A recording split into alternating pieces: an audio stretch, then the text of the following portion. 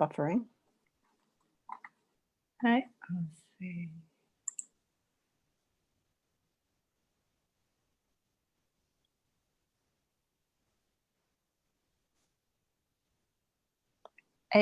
It's happening. Hello, everyone. Hi, Kitty. I can see this. Hi, Lisa. Hello, everyone. This is our first ever episode of Secrets to Success with Kitty and Lisa, hashtag SSKL. I'm so excited to be here. And the first episode is all about Lisa. Oh, that's a lot of pressure, Kitty. A lot of pressure. No pressure at all, Lisa. So the way that we want to do it, if you've watched the introduction that I posted yesterday, this is something that Lisa and I got together and gave birth during this crazy time of ours. You know, we got in touch during the lockdown. I actually met Lisa probably 15 years ago in Dubai. Oh, I can't believe if not longer. That was like another lifetime. So she was actually my yoga teacher. I used to go to all her vinyasa classes and we did all the funky poses. And I love, you know, funky poses. So we play a lot together after yoga classes. And after that, I left Dubai and she did as well. And we lost touch for a little while. And then I think we met up about 10 years ago, if not slightly longer, in New York. And guess what we did when we met up in New York? We arranged to test our different yoga studio with different teachers. And we had a great time in New York. And after that, we very rarely spoke, but nonetheless, life brought us back together for some reason during this lockdown. And we spoke on Zoom for about 90 minutes, as you said. And we said, well, we both felt something and let's do something together. And of course, Lisa, as my dear friend, and as I said, one of the kind. Lisa is a certified health and wellness coach based in Kansas City in the US. As I said, I've known her for like 15 years now. And Lisa works with people who are tired of not feeling well at all. And she utilizes mindful practice and the power of healthy habit change to help her clients to reclaim their health, and so that they can feel better, they can feel energized, and they feel they're ready to go every single day. So with her background, I just felt that it will be such a perfect match for us, you know, because we both come from our very own holistic way to approach things that it's not necessarily new to everyone, but yet we take a different approach to approach things that we feel that, you know, it speaks to us. And because of that, so we said, okay, we do this, you know, Secrets to Success, and it will be nice for us to introduce ourselves to all of you. And the first one is on Lisa. So, Lisa, why don't you tell us a bit, you know, about your life? Where have you been, you know, where you're from, so that we get to know you? Sure. Thanks, Kitty. You know, I'm from Iowa, which those of you, Kitty lives in Bangkok, by the way. And so I'm Kansas City. We are literally half a world apart. We're 12 hours apart. And I'm from Iowa, which for those of you who may not be familiar with the US, it's a rural agricultural state right in the middle of the US. And I grew up there, went to college there, moved to Kansas City for my first job out of university. And then after some time, moved to Dubai. Just wanted to have this sort of worldly expat experience. And that's where I met Kitty. And also where I started teaching yoga and very seriously practicing yoga and mindfulness and meditation. And I lived in Dubai about 10 years off and on. When I came back home to the US, I realized I did not want to go back to corporate America. I had been working in a corporate job in Kansas City prior to moving to Dubai. So that's what led me to sort of put my coaching hat on and see how I could combine all of my practices, my yoga, my mindfulness, my meditation, with my passion for health and wellness in a coaching role. So it sounds like you've gone through a massive journey from the corporate world and do yoga teaching, and then now specifically into the wellness and health coaching. How did you find the transition in this journey, and what really led you into one thing after the other? Well, it was pretty rough. As often transitions are, they can tend to be quite bumpy, right? Yes. It was particularly rough because during the main transition from Dubai back to the US and just yoga teacher to full-time entrepreneur and health coach, I also went through a divorce.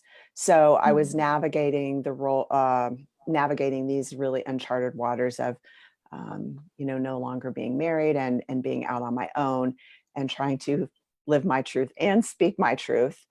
Um, as an individual instead of as part of a team. So I got a few people joining us live on Zoom here, Kitty. So Oh yeah, I can see. yeah. Who's coming through? Oh, I can see Bongo. We've got Bongo. Hi, Bongo. Thank you for Yes. joining us. Hi. Bongo is a very dear friend of mine now. He lives in the UK. Oh, Perfect timing. fantastic. Hi, how are you? Very good, very good. So we're just saying, Lisa was explaining about the challenging journey moving to the US, or moving back to the US rather, from Dubai, and then being divorced and now going into the health coaching business. So for you, Lisa, what's the biggest gain and challenge thus far in your journey from where you were to where you are now? What's the biggest gain? The biggest gain is being able to do what I love, and which is help people.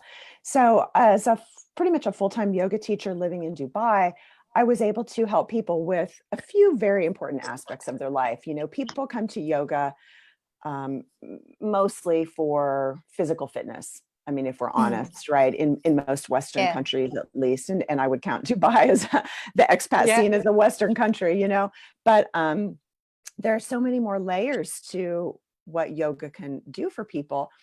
But I was only able to go so far in a yoga class setting. However, now as a health coach, I'm able to help people work with all different aspects of their lives, their health, their wellness, their mental health, their mindfulness. It's the coaching role has given me a lot more tools to be able to help people on a holistic level, not just physical fitness and yoga postures. What about the biggest challenge you have come across thus far in your journey? I think personally, or when I'm working with my clients. Let's talk about you first, because it's all about you. Yeah. Oh, it is all about me. Gosh. I think that it's a big transition working for a company in the corporate world where you sort of have your role very, very, very defined, and you do what you're supposed to do, and that's a level of success, right? But now as an entrepreneur working as a health coach, there are no boundaries, which is amazing. So the freedom associated with that is absolutely incredible. The responsibility associated with that is also incredible, especially when I'm working with people on their health and wellness. So. Bongo, do ask any questions if you have any, because as I know Bongo, he used to work in the corporate world as well. And as I understand now, you run your own business. So if you feel there are questions that you want to ask, or any, feelings that you have, do share away.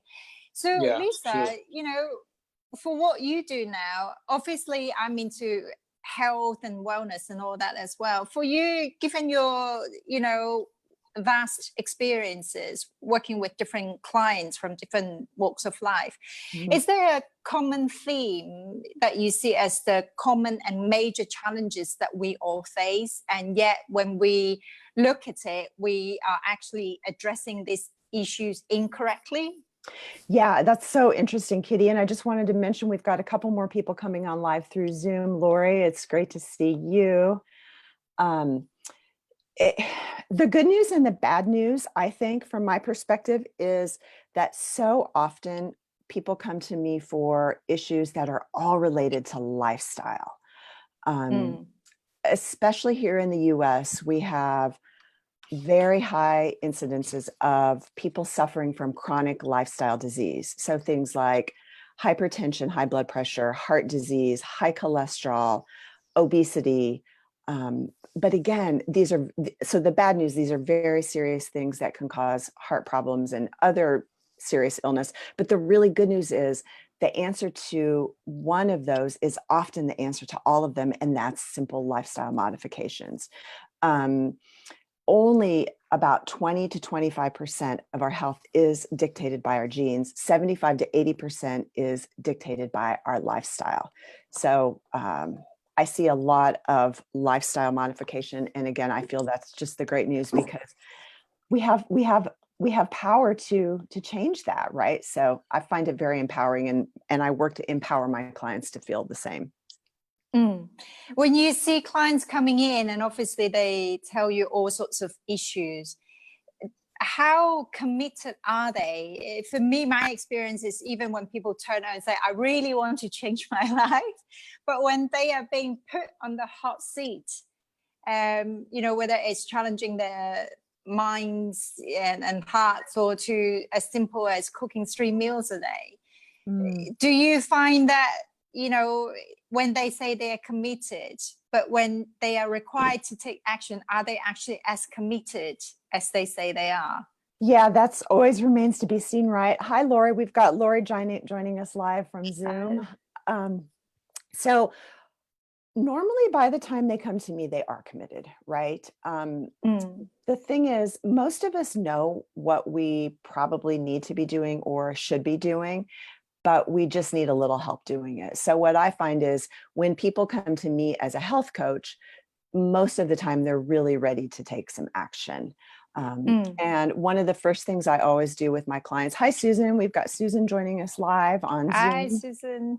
One of the things I do in my very first sessions is to help people discover their why, their big why. So the reason they really want all of these goals.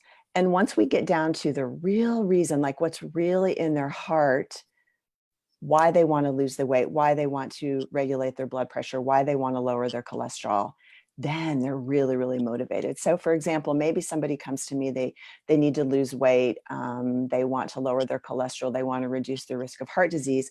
But when we ask some questions and really dig deeper, it's because they want to be able to play with their kids or stay active for their grandchildren and travel and take trips. And so when you can tap into the real truth inside of them, I find that it's very easy to help people make change. Now, I have a few personal questions about all this. Now, obviously, we're all in this lockdown for a reason. And they say, or at least the news says, it all started in a wet market.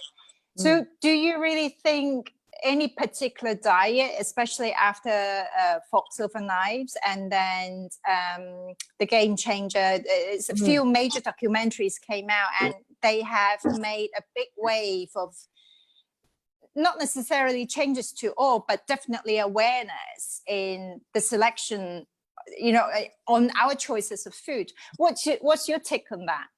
For sure. That's a really timely question, Kitty. Thank you for asking. And if you're not familiar, Kitty's referring to Forks Over Knives, Game Changers. There are a couple amazing documentaries you can find on Netflix that talk about the health benefits of a plant-based diet. I, as a health coach, I try to separate very much my personal practice and my personal philosophy with my coaching practice and my coaching philosophy. And I like to meet people where they are. So I do not prescribe any one particular diet. If someone comes to me and they want to be as healthy as they possibly can on the keto diet, I'm happy to work with them to do that. However, personally, since you did ask me personally, I believe that the more plants we eat, the more plant-based foods we eat, and the fewer animal-based products we eat, the healthier we will be, the healthier the planet will be. Does that mean going 100% vegan? Not necessarily, especially not for everyone. I work to eat mainly plants in my own diet, but that doesn't mean I don't have some really nice scrambled eggs or, a nice piece of salmon if I go out, So most of the time, I like to work on the most of the time principle. Yeah. Is there any particular case that you have worked with, a client that you feel it's worth sharing, highlight some of the common issues that we have, or some challenges that people think they can't handle, but yet they come out at the other end? Yeah, absolutely. So one of the most popular ways I work with people is on becoming aware of how much added sugar they're getting into their diet. And that may seem like a really random thing, but if you recall, like I said, often what solves one problem will solve a lot of problems for people. So sugar is very present in a lot of processed foods. So if you work with people to help them eliminate the added sugar, they're likely going to be eliminating processed foods, because they won't be able to eat processed foods, because almost all processed foods have a ton of processed sugar, right? Added. So I've had incredible luck just with people on awareness around what they're putting into their bodies by reading labels, by avoiding processed sugar, therefore avoiding processed foods. And within a couple of weeks, it's amazing the weight loss I've seen clients experience just from simply reading labels. It's pretty cool.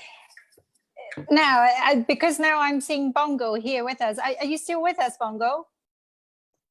Yeah, you just mute yourself. I can't hear you, Bongo. There, Bongo, are you there? Yeah, he's there, but he's muted himself. Oh, okay. I can't hear you, Bongo. Your microphone. Maybe while we wait for Bongo to get back online, I wanted to say hi to Lori and wondered if she had any questions. Oh, yes, now we've got Bongo. We'll come back to you, Lori. Okay, it's good. Now, because you're here, I'm intrigued, because Bongo, he's also from Hong Kong. He just moved to England. How do you find, because now that Lisa is in US and I'm in Bangkok and Bongo is in the US, in the UK. UK, yeah. Yeah, so all the diet, especially when we go into supermarket, because I normally go back to the UK, every summer.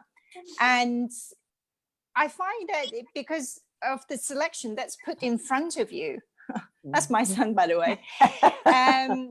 This is live. Yeah, it is live. That's what happens when you have lockdown. What we choose largely is dependent on what we see in the supermarket. And therefore, for me, whenever I'm in Asia, our diet is largely dictated by what we can get. And when we go to the UK, it's the same. And how do you find your diet now, Bongo, given that you're in the UK? I know you're in Bath. I don't know how many, Asian grocery stores are available in Bath, but so for you, in terms of diet, what do you do, and how do you address?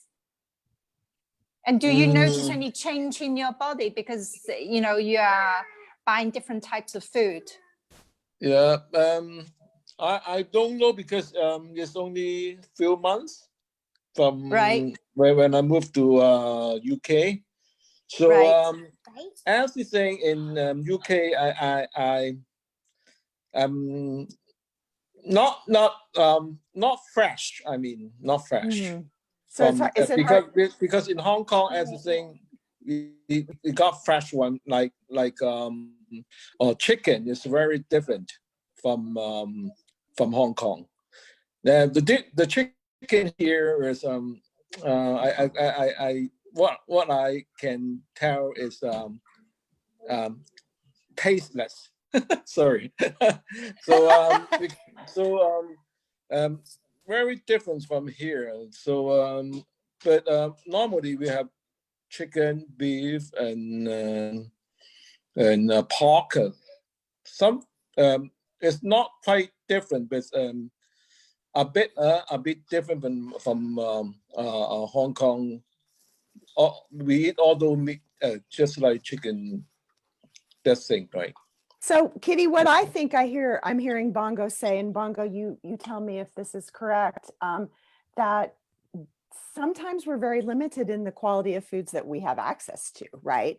And so that is something that I like to work with people on as well, depending on where you live, and what access you have to fresh meats, fresh fruits and vegetables, that can really make a difference. So you know, and that's where I really love to eliminate any boundaries and constraints and just say, let's just do the best that we can, right? Let's don't worry if we can't get the best, freshest produce or the best, freshest quality proteins that we're used to. Yeah. So for example, now here in the US, it's the summer, it's the growing season, and we have beautiful farmers markets. So I would encourage people to get out of the supermarket and go visit the live farmers market to buy some fresh strawberries, you know, from the farmer.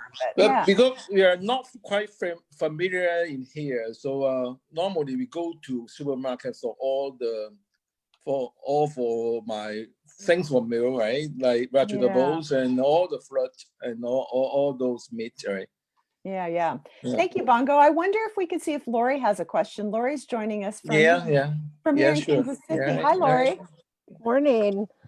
I'm actually in Michigan right now. I'm not actually in Kansas City. Well, you've got the sweater on, so I wondered. Yeah. Actually, I met Lori years ago when she was in one of my yoga classes as well. It's been a long time. It's been a long time. Oh wow, we should do a yoga class together.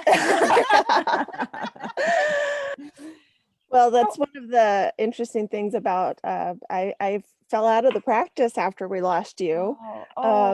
But with the lockdown, my church has been doing online Zoom yoga classes. So I've been practicing twice a week for the last 2.5 months.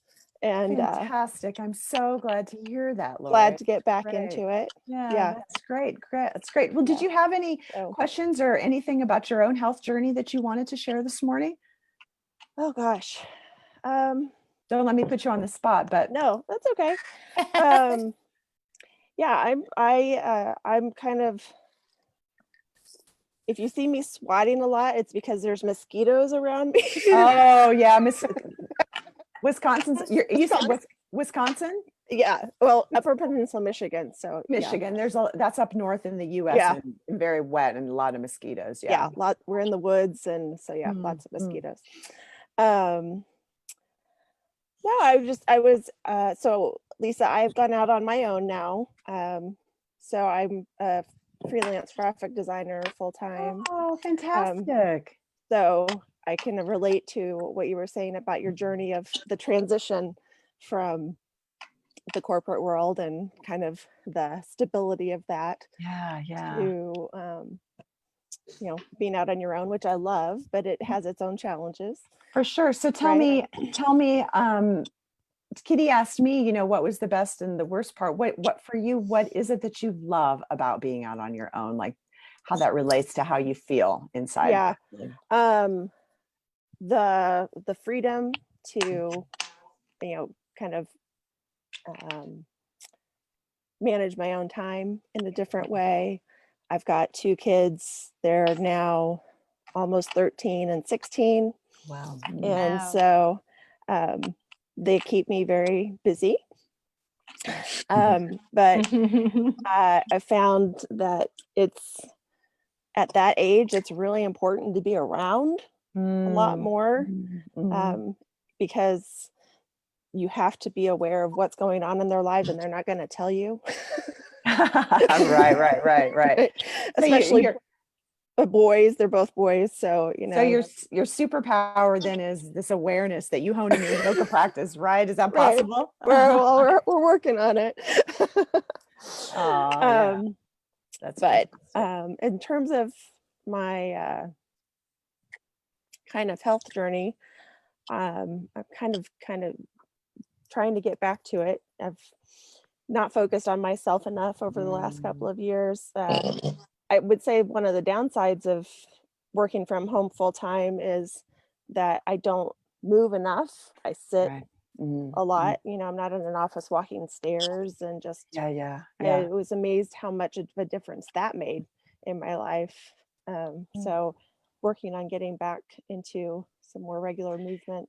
You know what, Lori, would you mind if I address that really briefly? Because that's something, Kitty, that I hear from a lot of people, especially mothers who are working full time, especially during quarantine. They're trying to raise their children, homeschool their children during quarantine, perhaps.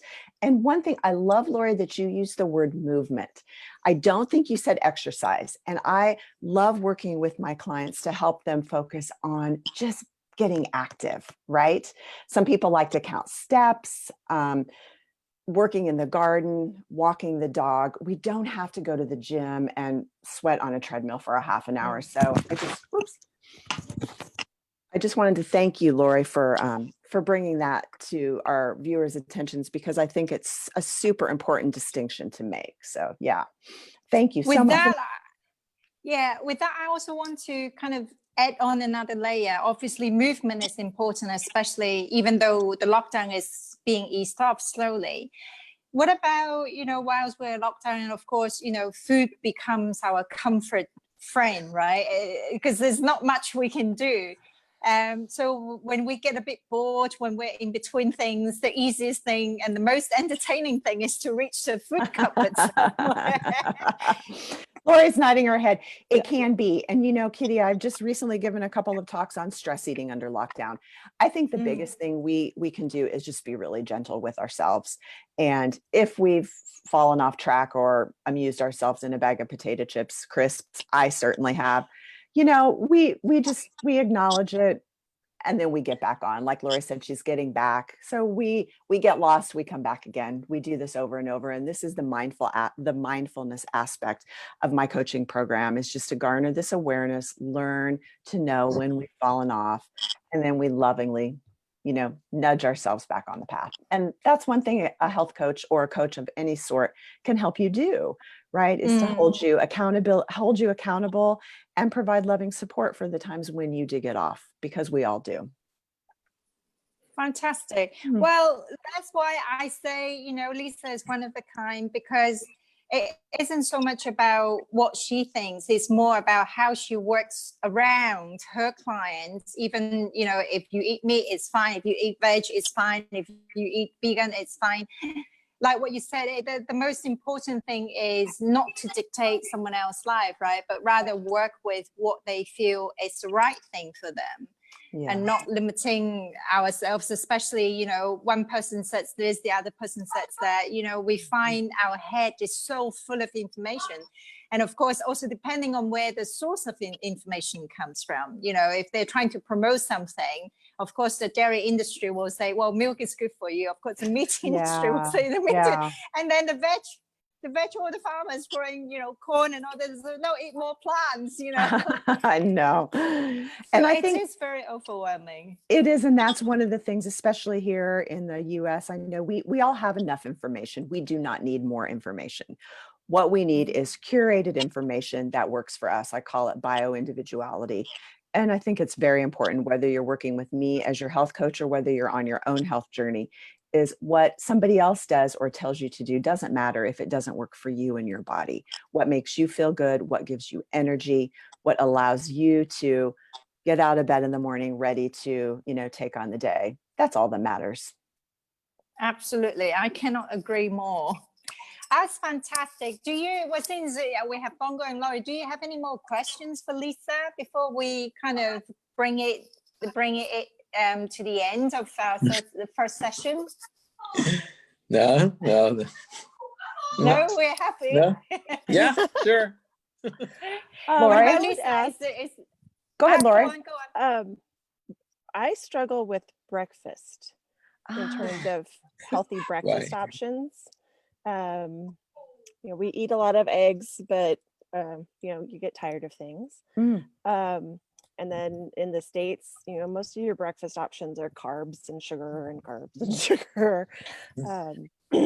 So kind of what are your go-to breakfasts? That is a fantastic question, Lori. Thank you so much for asking that. And one thing that I encourage people to do is because Lori's right, here in the States, we tend to have breakfast food and then other food, real food, right?